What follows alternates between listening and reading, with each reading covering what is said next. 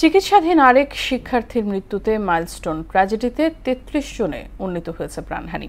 এদিকে দুই দাবিদার হওয়ায় মাইলস্টোনের তৃতীয় শ্রেণীর শিক্ষার্থী রাইসা মনির মরদেহ হস্তান্তর করা সম্ভব হয়নি। ফলে চূড়ান্ত সিদ্ধান্ত হবে ডিএনএ পরীক্ষায়। ওইদিকে দুর্ঘটনায় নিহত উমায়ের, বাপ্পি ও আরিয়ান সহ মাইলস্টোন ট্র্যাজেডিতে ক্ষতিগ্রস্ত পরিবারের পাশে থাকার আশ্বাস দিয়েছেন বিএনপি মহাসচিব মির্জা ফখরুল ইসলাম আলমগীর। হুমায়ুন কবিরের রিপোর্ট। রাইসা মনি তৃতীয় শ্রেণীর শিক্ষার্থী।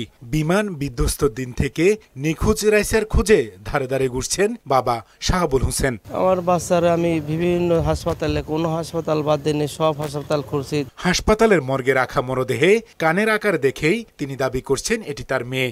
দাবি করেন ডিএনএ টেস্টের। অন্যদিকে স্কুলের নিখোঁজ তালিকাতেও রয়েছে রাইসা মনির নাম। লাশের দাবি করছেন আরেক অভিভাবক। কালকে যাওয়ার পরে বলতেছে যে আর একজন আংশিক দাবি করছে, তাদের হতে পারে, তারা আবার ডিএনএ টেস্ট দিছে। এখন কে দিছে আমি তার সাথে একটু সাক্ষাৎ করতে বলে আমার মনটা ভালো লাগতো যে আমার বাচ্চার মতো বাচ্চা হয় না। আমার বাচ্চাটা একটু ব্যতিক্রম, ও খুব সুন্দর ফুটফুটে চেহারা। আমার মেয়ে আমি দেখে চিনতে পারছি যে এটা আমার মেয়ে হবে, আমার মেয়ে। ওনারা বললো যে আপনারা ডিএনএ টেস্টের জন্য দিয়ে যান, দিয়ে নিয়ে যেতে পারবেন, তারপরে আমরা করব।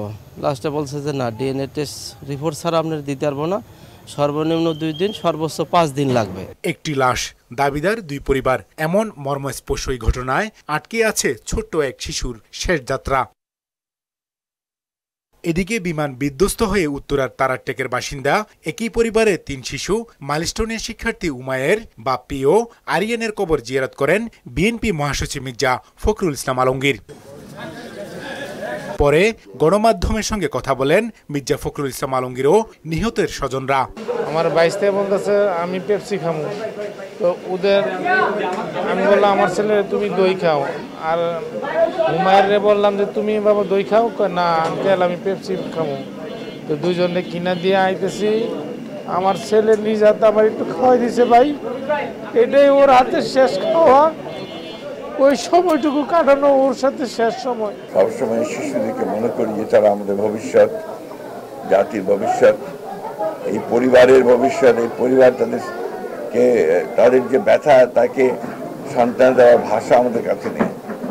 আমরা শুধু তাদেরকে এটুকু জানাতে এসেছি যে আমরা আপনাদের এই কষ্টের সঙ্গে আমরা আছি। এদিকে বিমান দুর্ঘটনায় মাহতাবউদ্দিন ভূঁইয়া নামে 13 বছরের বয়সী এক শিক্ষার্থী জাতীয় বার্ন ইনস্টিটিউটে চিকিৎসাধীন অবস্থা মারা গেছে। এতে 33 জনে উন্নীত হল প্রাণহানি।